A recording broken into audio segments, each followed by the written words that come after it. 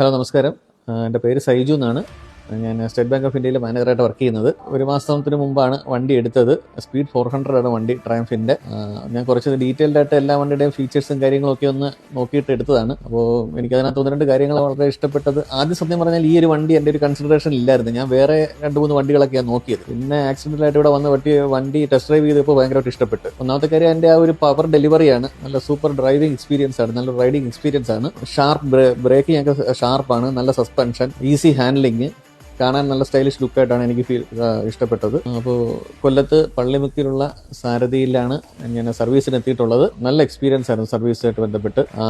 എല്ലാവരും വളരെ സപ്പോർട്ടീവ് ആയിരുന്നു. വന്നപ്പോൾ തന്നെ ഡീറ്റെയിൽഡ് ആയിട്ട് കാര്യങ്ങളെല്ലാം അന്വേഷിച്ചു. എന്താണ് വണ്ടിക്ക് എന്തെങ്കിലും പ്രത്യേകിച്ച് എന്തെങ്കിലും പറയാനുണ്ടോ, എന്തെങ്കിലും കംപ്ലൈൻറ്റ് ഫീലിംഗ് ഉണ്ടോ. അപ്പോൾ ഞാൻ എൻ്റെ ഷെയർ ചെയ്യാനുള്ള കാര്യങ്ങളൊക്കെ ഷെയർ ചെയ്തു.